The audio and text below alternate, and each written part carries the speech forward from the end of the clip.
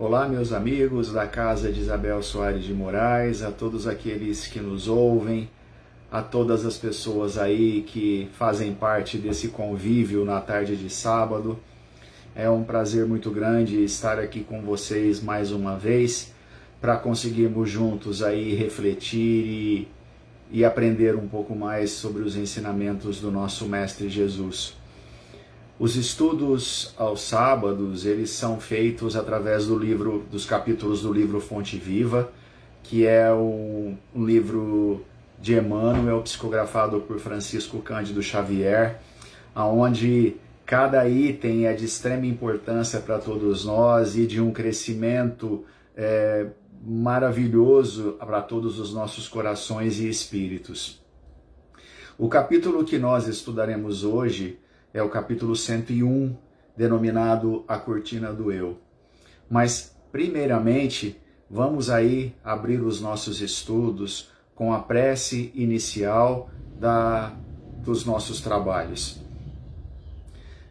Elevemos o nosso pensamento ao coração do nosso amado Mestre Jesus, que está no leme deste grande navio denominado planeta Terra, que nos ajuda, que nos orienta, que nos socorre, que nos fortalece a todo momento e que principalmente nos fornece subsídios para que nós entendamos definitivamente qual a real função de todos nós, espíritos em construção, dentro deste mundo e deste planeta de provas e expiações.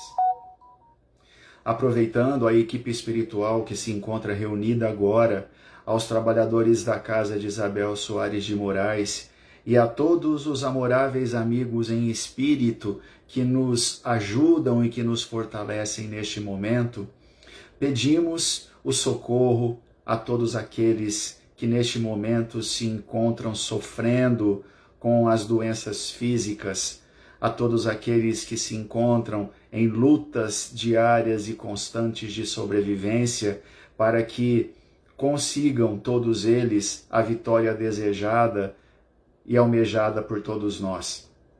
Que a nossa prece juntas, que as nossas preces juntas, unidas num único objetivo de ligação íntima aos nossos corações e aos corações de todos aqueles que necessitam de ajuda, possam ser ligadas neste momento, fortalecendo a todos aqueles que se encontram fracos neste momento.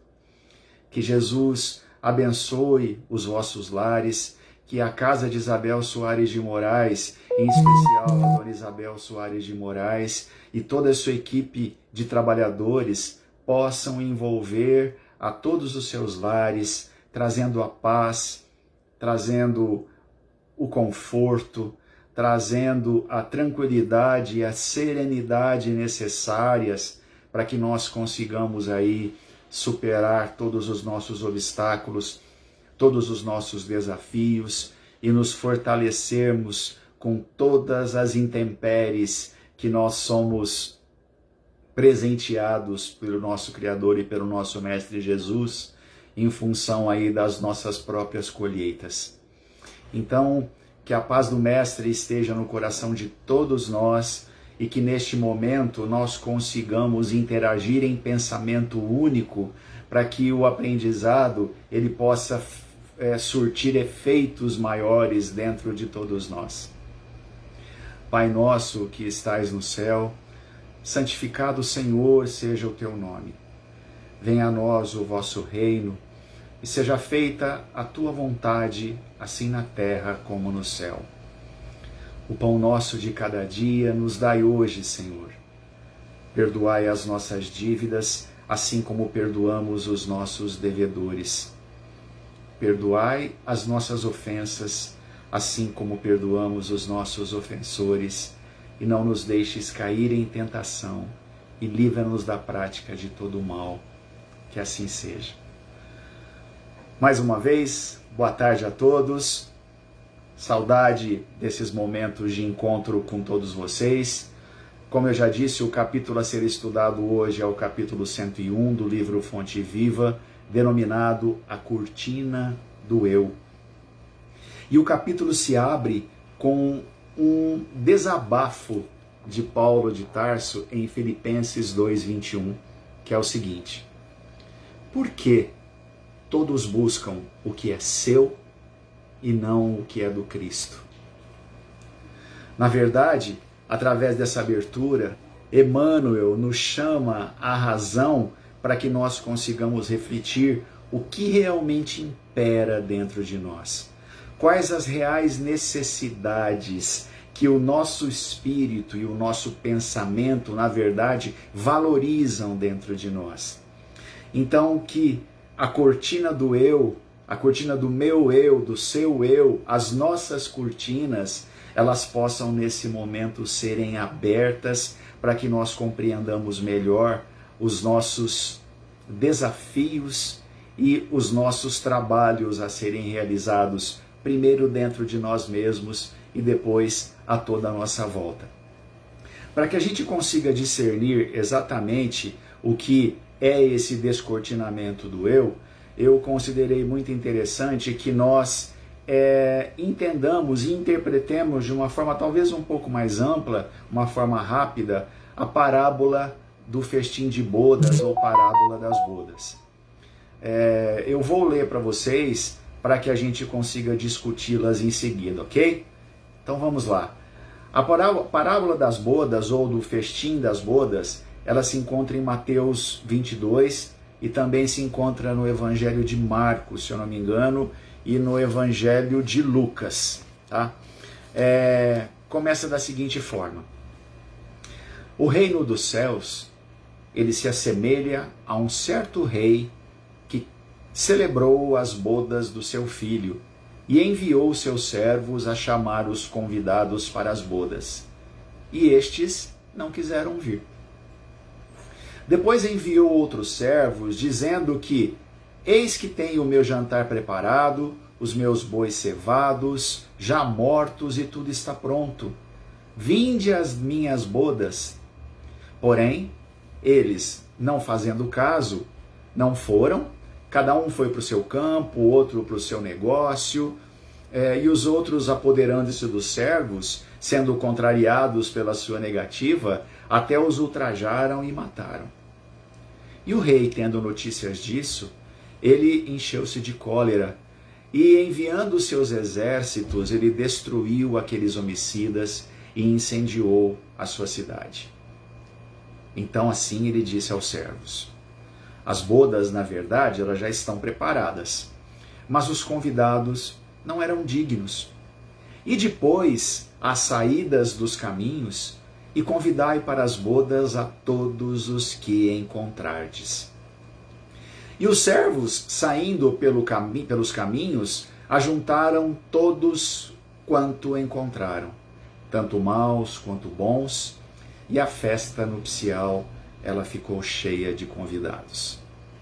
E o rei, entrando para ver os convidados, viu um homem que não estava trajado com veste nupcial. E disse-lhe: amigo, como entraste aqui, não tendo veste nupcial? E ele emudeceu. Disse então o rei aos servos: amarrai-o de pés e mãos, levai-o e lançai-o nas trevas exteriores, pois ali haverá pranto e ranger de dentes, porque muitos são chamados, mas poucos os escolhidos. Mateus 22, 1:14. Então, de início, é interessante que nós entendamos o que são as parábolas, né? Jesus, sendo o nosso governador espiritual do nosso orbe, sendo também um espírito de máxima grandeza, guia e modelo da nossa humanidade, ele se utilizou aí de ferramentas pedagógicas que favorecessem o entendimento de todos. Ele poderia simplesmente, pela sua grandeza espiritual, trazer aí técnicas evoluídas de ensinamento, mas Jesus, entendendo a condição intelectual de cada um de nós, a condição moral da criatura humana naquele momento, ele desprezou as coisas mais sofisticadas e valorizou o princípio do ensinamento básico, partindo do princípio de entendimento de que todo professor que ensina, ele ensina para ser compreendido ou fazer-se entendido. Nenhum professor ensina no intuito de que o aluno não compreenda ou que não aprenda. Então Jesus, há 2000 anos atrás, apesar do convívio com uma cultura específica, no caso os hebreus, os judeus, ele traz em todos os seus ensinamentos imperecíveis. Pois ele não fala simplesmente para os judeus, ele fala para o espírito imortal que somos todos nós e nos ensina aí e nos fala das leis divinas que nos regem e que traçam os nossos destinos espirituais. Esse, na verdade, é o real conteúdo aí dos ensinos do nosso mestre. E através de Kardec, nós conseguimos aí penetrar na essência espiritual de todos os ensinos do nosso Mestre Jesus. Porque até então, nós não sabíamos interpretar profundamente o Evangelho como nos ensinou e abriu os nossos horizontes na doutrina espírita, né? Assim, a nossa compreensão através de Kardec, ela se ampliou e ela, na verdade, nos coloca o entendimento da real condição que somos em espíritos imortais rumo ao nosso aperfeiçoamento. Então, nesse aspecto e nesse quadro, os ensinos de Jesus, ou o ensino maior de Jesus, acabou se agigantando aos nossos olhos. E as parábolas do nosso mestre, na verdade, elas nos apresentam como sementes, né? Que precisam de terra preparada para germinar. E essa terra preparada, na verdade, é o terreno do nosso coração. Então a semente plantada dentro do nosso coração, ela cresce e ela frutifica-se. E aí, através desses ensinamentos e desse crescimento íntimo, espiritual, intelectual e moral, nós aí conseguiremos mudar, talvez por completo, a visão nossa da vida, a visão de Deus e a visão da nossa evolução espiritual. As parábolas e os ensinamentos do Mestre, elas tocam o nosso sentimento e substituem, na verdade, egoísmo por amor, vaidade por humildade. Mas como que isso acontece? À medida que os ensinos do nosso mestre, eles vão tomando conta do nosso eu, do nosso coração, ele vai transformando todas as nossas vicissitudes em virtudes. E toca o nosso coração de uma maneira tão íntima e tão peculiar, que através disso nós conseguimos nos transformar. Diz um ditado oriental, isso falado por Haroldo Dutra Dias, que qualquer ser humano é capaz de contar quantas sementes existem dentro de um fruto. Porém, nenhum ser humano é capaz de contar quantos frutos existem dentro de uma semente.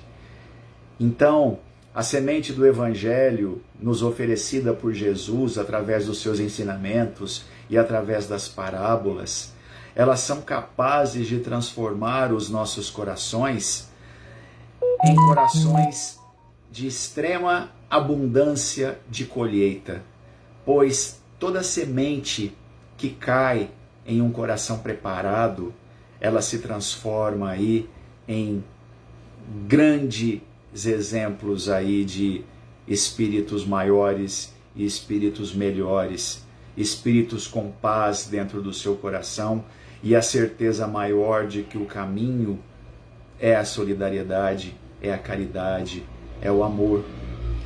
Então nós temos aí alguns exemplos de corações evangelizados que viveram entre nós e que nos ensinaram muito mais do que nós talvez tivéssemos a capacidade de entender. Nós podemos aí enumerar Chico Xavier, Gandhi, uma Irmã Dulce, uma Madre Teresa de Calcutá, enfim, todos eles possuíam corações evangelizados no amor, na misericórdia e na caridade. Mas por que Jesus exemplifica, ou então dá a história e compara o reino de Deus com uma festa de casamento? Na verdade, o primeiro parágrafo do livro Fonte Viva, do capítulo 101, que Emmanuel nos fala, diz o seguinte: isso, palavras de Emmanuel. Em verdade, nós estudamos com o Cristo a ciência divina de ligação com o Pai, mas ainda nos achamos muito distantes da genuína comunhão com os interesses divinos. Salientemos aí dois tópicos dentro desse parágrafo: ciência divina da ligação com o Pai e genuína comunhão dos interesses divinos. Esses dois tópicos nós podemos encontrá-lo dentro do entendimento da parábola de bodas. Então vamos lá. Um rei, ele convida pessoas especiais, né? E essas pessoas, elas recusam o seu convite. O convite é estendido a outras pessoas que também recusam. Por fim, o convite ele é estendido a todos. Mesmo o rei convidando a todos, que pertenciam aí a vários níveis sociais, ele notou que alguém não estava devidamente trajado para a festa. Nós podemos entender aí, dentro da parábola das bodas, algumas metáforas que Jesus usou. Então vamos lá. O reino dos céus, na verdade, representa o estado evolutivo e superior do espírito. Bodas, que é o título, representam aí, indicam uma união e uma aliança. O rei denominado na história e na parábola representa Deus, nosso Pai e nosso Criador. E o filho, para quem essas bodas são preparadas, é representado por Jesus. Os servos, que são os enviados do Criador, são considerados aí os guardiões planetários. Outros servos também são considerados aí como guardiões de outra categoria, mais aptos a lidarem com diferentes diversidades culturais, né? Então, em vários textos da tradição do povo hebreu, nós entendemos, e eles concluem nos seus textos, que a tradição significa que a união do ser humano com Deus, ela é sempre simbolizada pela figura de um casamento. Por isso que Jesus conta a parábola das bodas, por isso que Jesus faz o seu primeiro milagre numa festa de casamento, e assim sucessivamente. No Antigo Testamento, podemos aí enumerar aí várias escrituras de Jeremias, de Isaías e de Oséias, que explicam que quando alguém se integra a Deus, essa atitude naquela tradição e naquela cultura era uma ocorrência de um casamento. E tem vários textos antigos aí que a gente pode verificar sobre isso, né? Temos também uma outra parte de João Batista que, quando encontra Jesus, e diz: ele é um noivo, e eu me regozijo de poder servir ao noivo. Olha só. Emmanuel, no livro O Consolador, ele nos dá um alerta muito importante para que nós aí reflitamos ainda mais sobre a questão de casamento com Deus, de unificação com Deus, na verdade, de ligação nossa com o Pai. Emmanuel alerta que a humanidade, ela vive até hoje um período de noivado. Nós vivemos até hoje um período de noivado. Um noivado, na verdade, segundo ele, que a revelação da lei divina ainda não operou-se e na nossa união definitiva com Deus. Então, ele diz que o evangelho do nosso mestre ainda não foi incorporado integralmente ao nosso comportamento. Não houve, portanto, o casamento.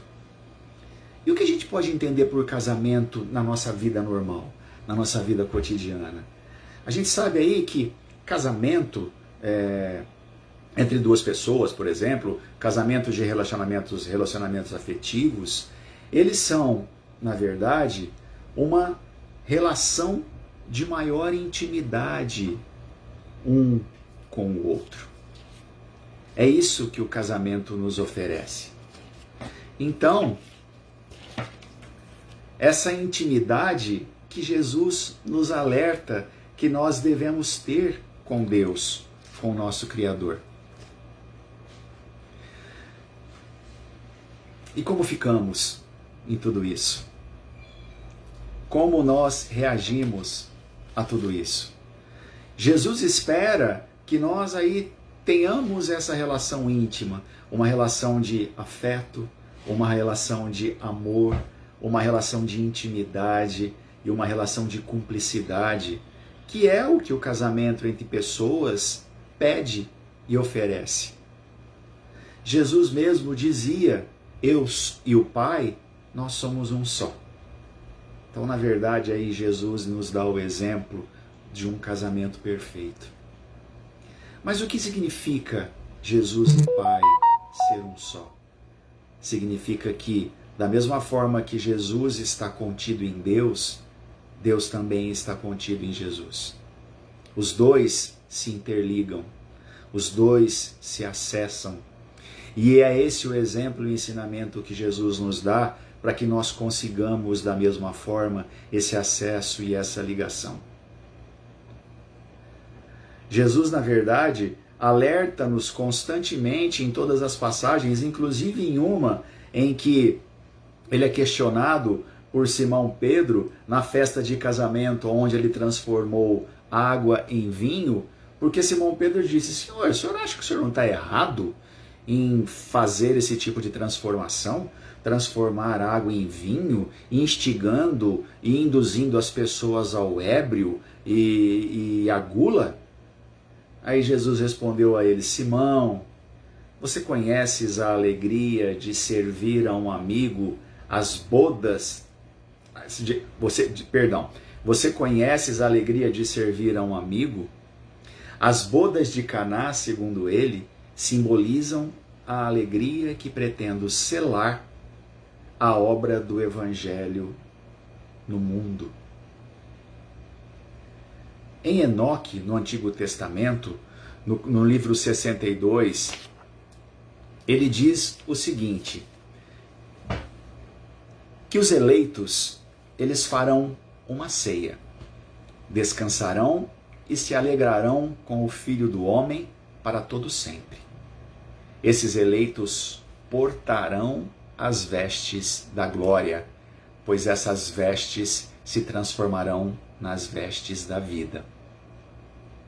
Enoque também no capítulo 42, ele diz o seguinte: ele descreve o descanso preparado para os justos como um banquete de alegria. Mas afinal, que vestes são essas? Quais são as vestes? O que significa essa exigência das vestes feita pelo rei na parábola e as vestes ditas por Enoque e por Esdras no Antigo Testamento? Olha como os ensinamentos ele já vêm antes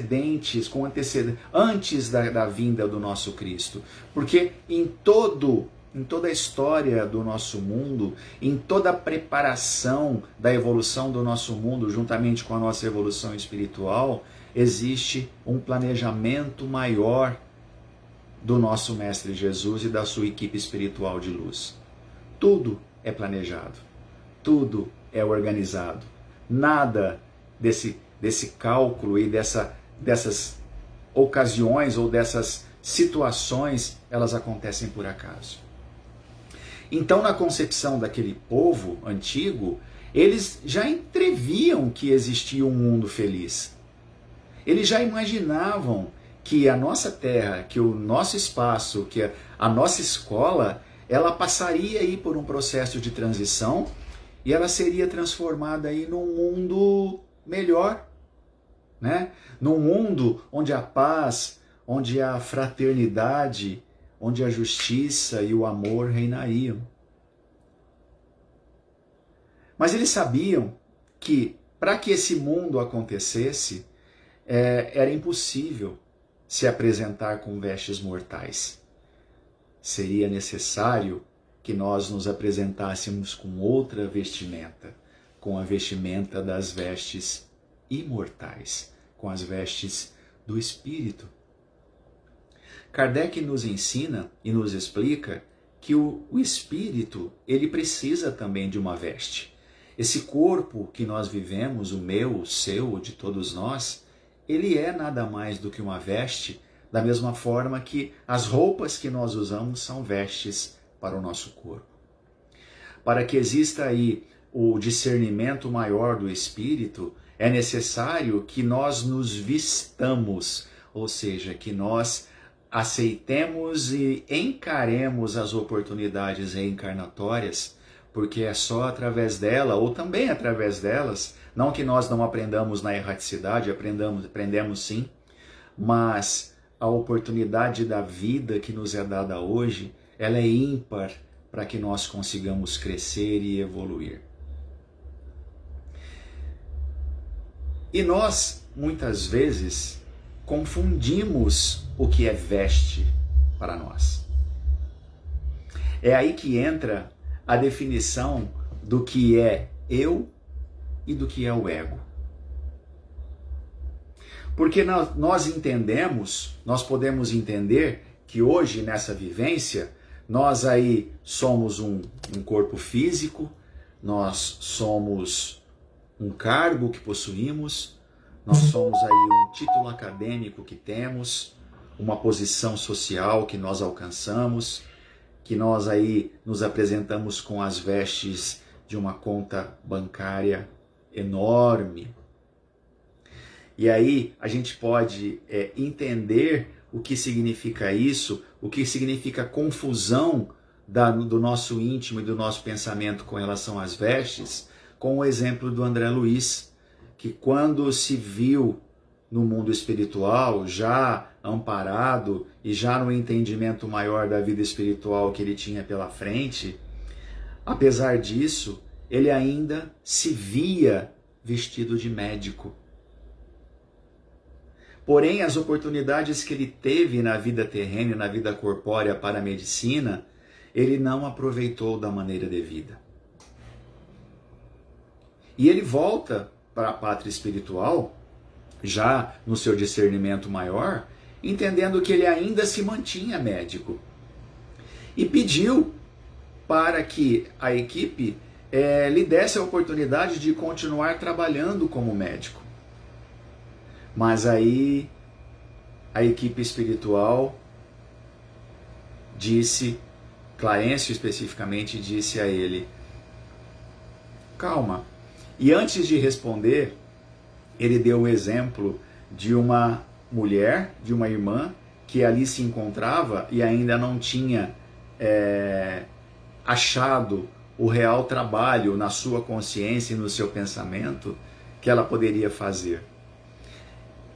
Então André Luiz entendeu que as vestes espirituais, elas não são as mesmas vestes corporais.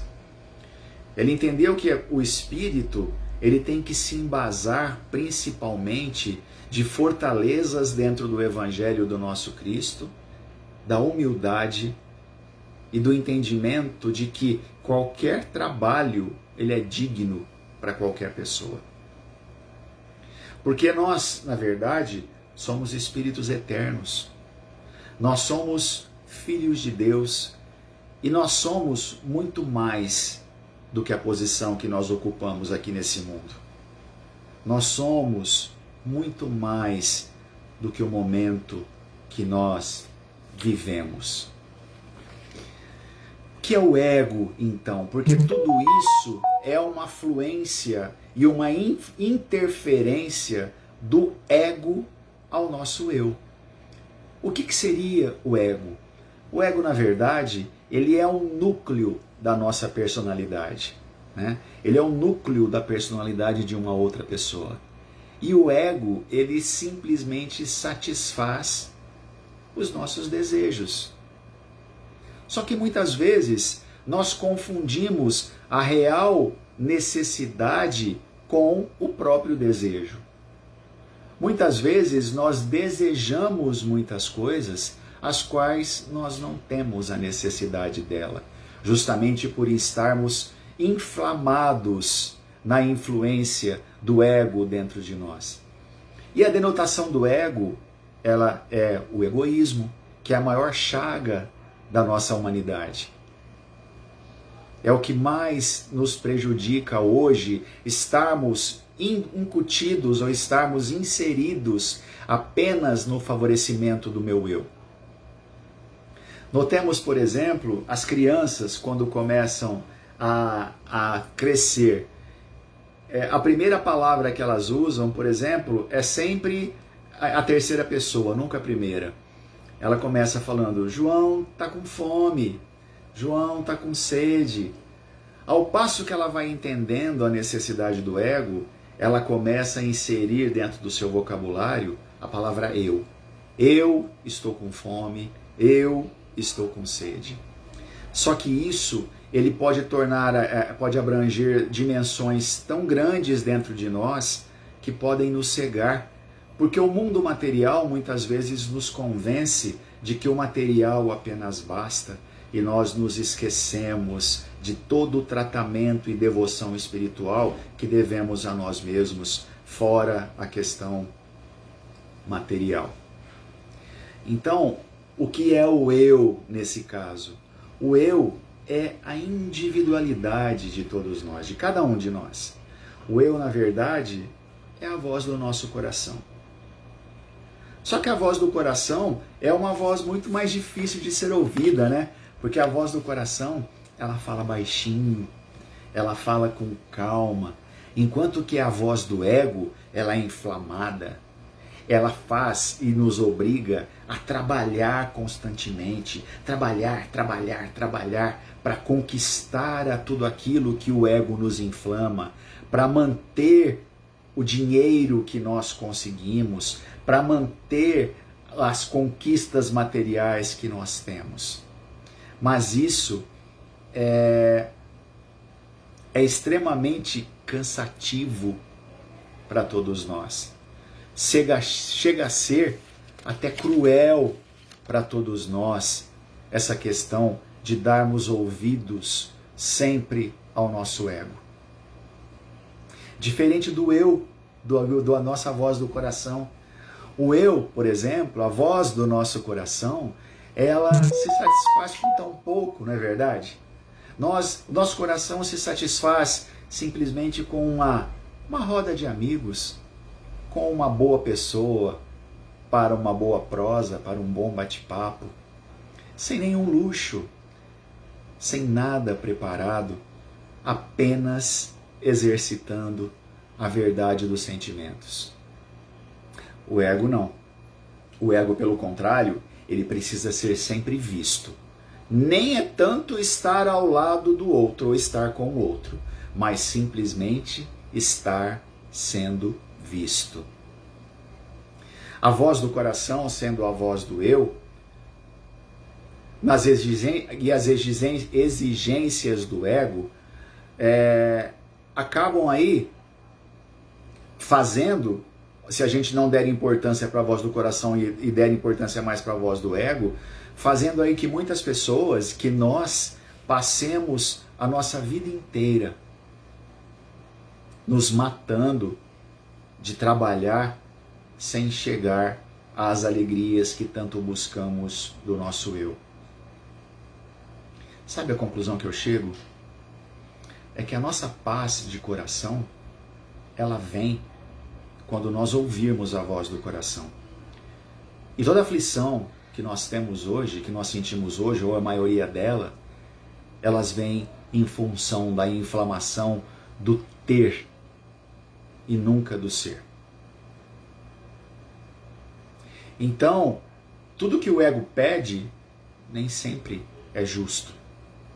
Nós vivemos perfeitamente sem as exigências do ego. Porque as exigências deles, analisem, sendo tão materiais, elas acabam sendo vãs, acabam sendo vazias.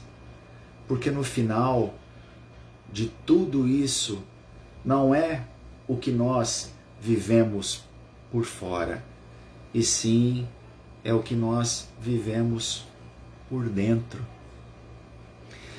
Num estudo realizado por Divaldo, ele nos dá, através de Joana de Ângeles, uma lição, um exemplo de um conto bastante interessante, onde a gente vai ajudar a nós refletirmos mais sobre a questão de ser, de ter ou de ser, do ego ou do eu, a voz do coração.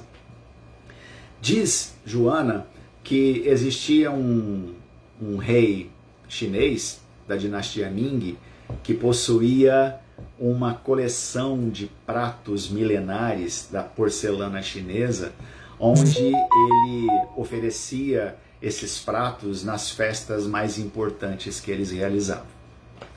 Perfeito, aconteceu uma festa e um dos seus servos, que trabalhava para eles desde a infância e que já estava na sua fase madura, na sua velhice, tremeu um pouquinho e acabou desequilibrando-se e deixando cair um dos pratos.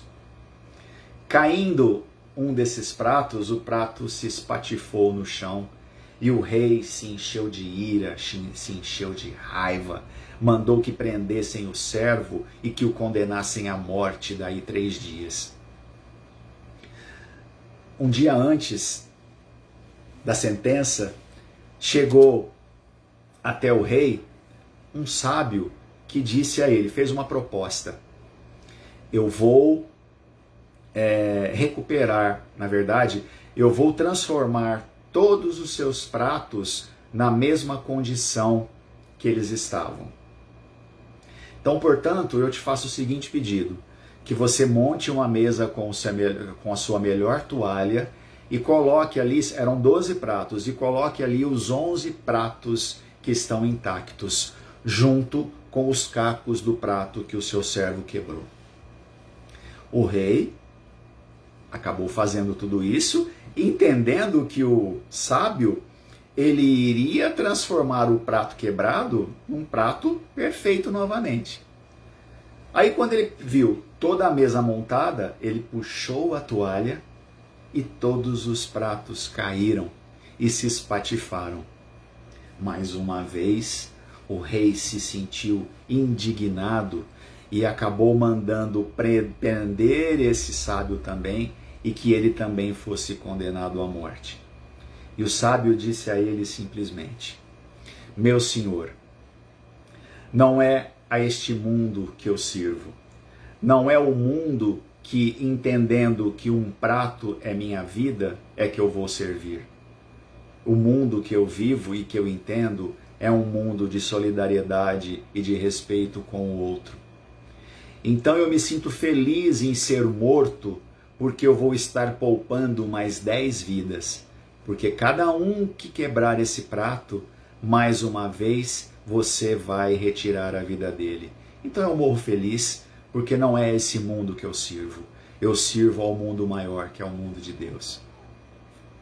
Aí o rei parou para pensar, refletiu que realmente ele estava dando valor a uma coisa que não tinha real necessidade, porque na verdade o que estava sendo ferido ali era o ego dele, não o eu. E ele ouviu a voz do coração e conseguiu entender e perdoar tanto o sábio quanto o servo que ele havia mandado prender e havia sentenciado à morte. Então, o que Emmanuel nos fala e procura nos ensinar aí no capítulo 101, na Cortina do Eu, é que por trás dessa cortina nossa, nós conservamos ainda lamentável cegueira diante da vida. Nós damos mais valor ao ego do que ao nosso eu, do que ao nosso coração. Porque, na verdade, segundo Emmanuel, nós vivemos à maneira de Narciso. Vocês lembram qual que era a lenda de Narciso? Que ele vivia se admirando num riacho que tinha uma água cristalina, e ele via a imagem dele e admirava aquela imagem, não entendendo que era a própria imagem refletida, e ele se apaixonou pela imagem que a água mostrava. Se apaixonou de uma forma que ele tentava colocar as mãos por dentro da água para abraçar aquele corpo que refletia. Só que quando ele colocava as mãos dentro da água, a imagem se desfazia. E ele acabou se perdendo nesse ego, nessa necessidade maior aí de admiração íntima, fisicamente falando.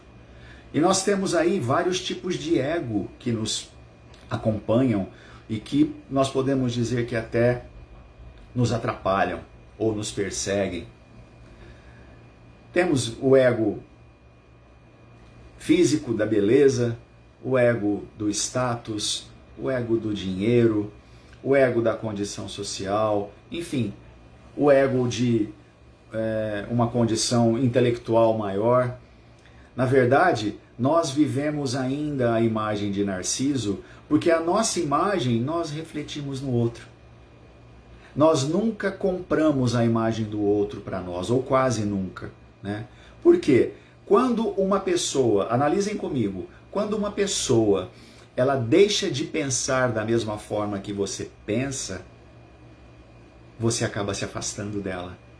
Porque aí você fala, não, as ideias dela já não batem mais com as minhas, nós não comungamos os mesmos raciocínios. E por que se afastar por não comungar os mesmos raciocínios? Por que não entender e dar a oportunidade da liberdade de pensamento a cada um como nós mesmos queremos a nossa liberdade de raciocínio? E é isso que Emmanuel nos alerta, porque cada vez que acontece alguma coisa com o nosso semelhante e nós não concordamos com aquilo que ele fez, nós preferimos não conviver mais com ele. Por quê? Porque o nosso ego diz, você é melhor que ele, você não precisa dessa convivência. Será que somos? Será que realmente somos? Ou será que talvez nós não estamos nos comportando de uma maneira até mais inferior do que aquele que nós julgamos ser inferior? Então eu gostaria de ler na íntegra o capítulo para que a gente consiga finalizar aí o nosso entendimento, tá bom? Então vamos lá, capítulo 101, a cortina do eu. Em verdade, diz Emmanuel, estudamos com o Cristo a ciência divina da ligação com o Pai. Mas ainda nos achamos muito distantes da genuína comunhão com os interesses divinos. Por trás da cortina do eu, nós conservamos lamentável cegueira diante da vida. Examinemos imparcialmente as atitudes que nos são peculiares nos próprios serviços do bem, de que somos cooperadores iniciantes, e observemos que, mesmo aí, em assuntos de virtude, a nossa percentagem de capricho individual é invariavelmente enorme. A antiga lenda de Narciso permanece viva em nossos mínimos gestos, em maior ou em menor porção. Em tudo e em toda parte, apaixonamo-nos pela nossa própria imagem. Nos seres mais queridos, habitualmente amamos a nós mesmos, porque se demonstram pontos de vidas diferentes dos nossos, ainda mesmo quando superiores aos princípios que esposamos, instintivamente enfraquecemos a afeição que lhes consagrávamos. Nas obras do bem a que nos devotamos, estimamos, acima de tudo, os métodos e processos que se exteriorizam do nosso modo de ser e de entender, porquanto, se o serviço evolui ou se aperfeiçoa, refletindo o pensamento de outras personalidades acima da nossa, operamos, quase sem perceber, a diminuição do nosso interesse para com os trabalhos iniciados. Aceitamos a colaboração alheia, mas nós sentimos dificuldade em oferecer o concurso que nos compete. Se nos achamos em posição superior, doamos com alegria uma fortuna ao irmão necessitado que segue conosco em condição de subalternidade, a fim de contemplarmos com volúpia as nossas qualidades nobres no reconhecimento do longo curso a que se sente constrangido, mas raramente nós concedemos um sorriso de boa vontade ao companheiro mais abastado e mais forte, posto pelos seus desígnios divinos à nossa frente. Em todos os passos da luta humana, encontramos a virtude rodeada de vícios e o conhecimento dignificante quase sufocado pelos espinhos da ignorância, porque, infelizmente, cada um de nós, de modo geral, vive à procura do eu mesmo. Entretanto, graças à vontade de Deus, o sofrimento e a morte nos surpreendem sempre na experiência do corpo e além dela, porque nós carregamos tudo que somos daqui para a pátria espiritual, arrebatando-nos aos vastos continentes da meditação e da humildade, onde aprenderemos pouco a pouco a buscar o que pertence a Jesus Cristo em favor da nossa verdadeira felicidade dentro da glória de viver. Quando Jesus disse que ele vive em Deus e Deus vive nele, essa maneira de comunhão nós entendemos aqui dentro da nossa concepção pequena e pouco evoluída, de que o maior contato com Deus é a oração. Sim, realmente é a oração. Porém, nessa conexão que nós procuramos fazer com Deus dentro da oração, Emmanuel nos orienta primeiro a não pedir. Emmanuel nos orienta que quando entrarmos em contato com Deus ou com o nosso Mestre Jesus, primeiro que agradeçamos todas as oportunidades boas e ruins que nos são presenteadas na vida.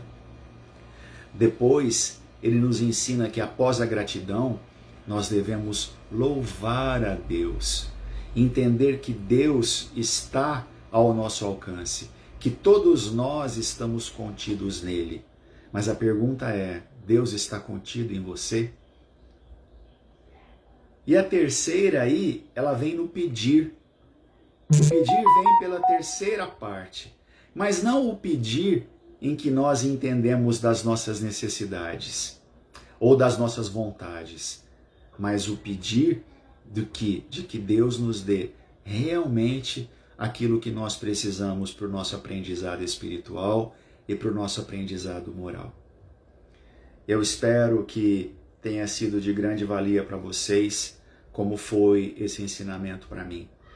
Eu penso que é um estudo que nós devemos fazer por muitas vezes, porque ele abre aí um leque de reflexões íntimas que nos faz aí entender muitas coisas aí que a gente faz inconscientemente e não entende. Um grande abraço a vocês, que a paz de Jesus reine no coração de todos vocês, nos seus lares, e que uma Maria Santíssima possa abençoar a todos com sua luz e seu manto azul, trazendo aí paciência, trazendo resignação, trazendo fortaleza e principalmente confiança e fé de que todos nós estamos nas mãos do nosso Mestre Jesus. Fiquem todos em Deus, um grande abraço e até semana que vem.